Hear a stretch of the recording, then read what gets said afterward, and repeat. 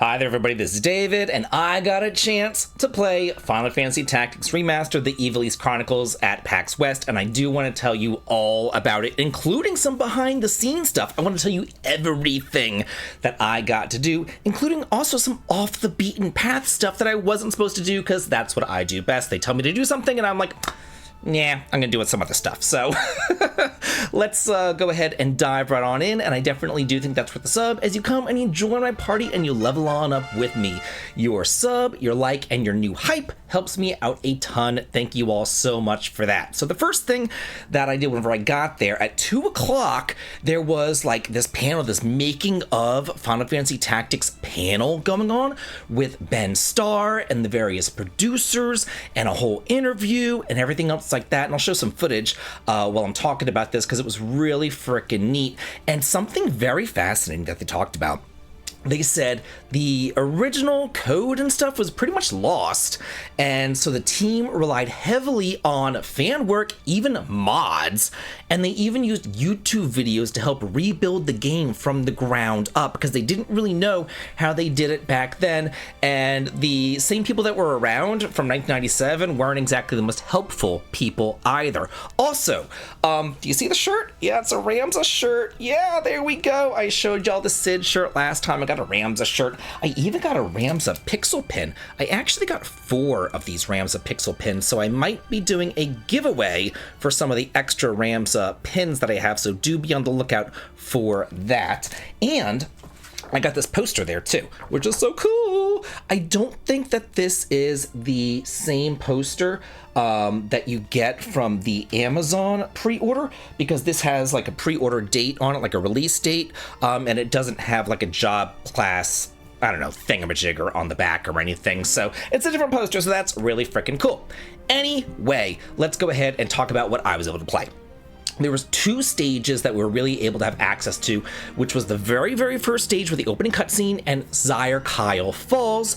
That's the waterfall stage where you have Delita and Princess Ovelia, and you have to protect them and defeat Gafgarion, and Gafgarion like betrays your team, and it's like highlighted and it shows his stats directly on the screen, because before that he's actually part of your party and he betrays your party and you've got to defeat him. And everything is fully voice acted, from the battles to the cutscenes, even the battle dialogues, or the like casting spells and all that kind of stuff, and it is done quite well. One thing that I noticed though is whenever the characters are talking during the dialogue things, the camera kind of like goes and it focuses on the speaker, the person who's speaking, and it kind of blurs out the people in the background, which was kind of odd. I don't think that it did that in the original version of the game, but whatever. Another thing though, whenever the characters were talking, they were kind of mirrored. If you look at the original version of the game and then you look at this version of the game, their portraits, whenever they're talking, are mirrored. They're like popping up on the opposite side of the screen. I don't know why they did that. It's a really strange change. Like, why bother? You know what I mean? But they changed it from the left to the right, so it's just odd. But anyway, during the battles, everything's fully clear, nothing's blurred out or anything else like that.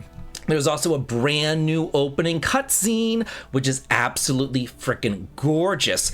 They played this during the panel that I went to with Ben Starr and all that, and the music just gave me chills and goosebumps, and it brought me right back to my sophomore year of high school. I was all about it.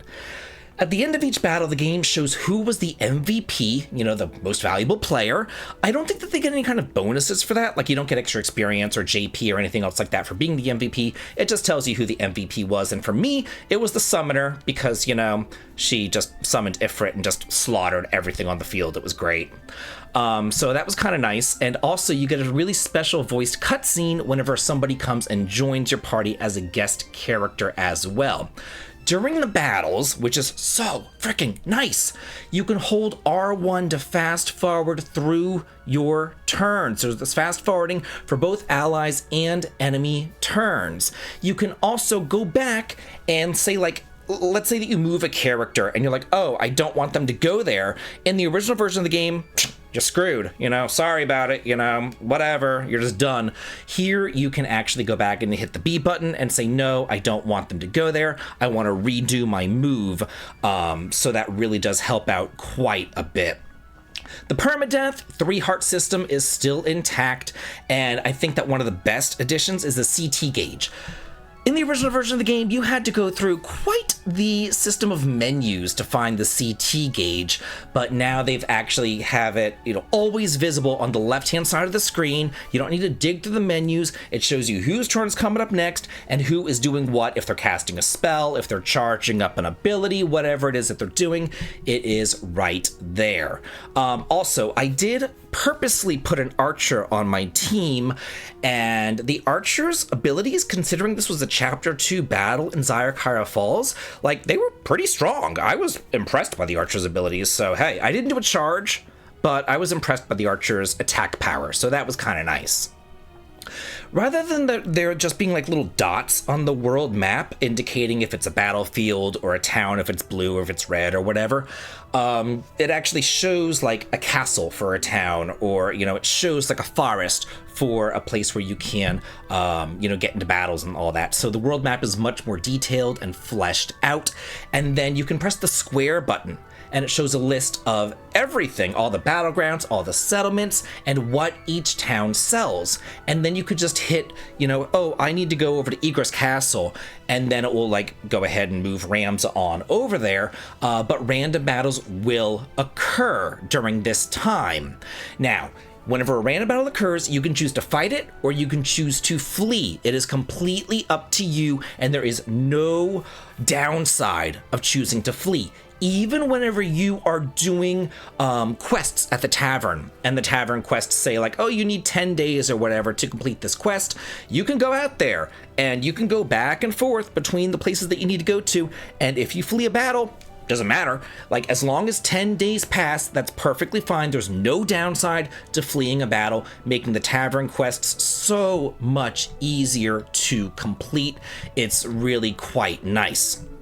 Also, recruiting soldiers is so much easier. Oh my gosh, remember back in the day, whenever you went to recruit people into your party, the generics, you had to go through it one at a time, and it took forever. And let's say you accidentally hit B, you were just screwed, you just didn't get that character in your party or whatever. But now you were given an array of 15 soldiers to look at one time, with all their stats right there, their brave and their faith values, their birthdays, their zodiac signs, everything's right there. So you can look at all 15 and you could say, oh, I want this one, this one, this one, and then recruit those 3. Or you could say, I don't like any of them. Just give me another 15. So it just makes recruiting characters and generics so much better. The rumors and all that kind of stuff is still available at the tavern, and again, even little dialogue like that at the tavern is fully voice acted, although the newspaper reports and things like that are not voice acted, because it's just reading a newspaper or whatever. So that's really nice. Even whenever the NPCs return from the various missions, they have voiced dialogue to announce their success or their failures. And there's a new treasure hunter rank that was added as well. I went ahead and I did 4 different missions at the taverns. After completing the first mission, it gave me treasure hunter rank number 1, and then I was like, oh, okay, I completed 1 mission, I get 1 treasure hunter rank, so let me go ahead and complete another mission. Maybe I'll get treasure hunter rank 2, but I didn't. And I went and I completed 4 missions, and I was still on treasure hunter rank 1. So I don't know how it is that you level up on the treasure hunter thing.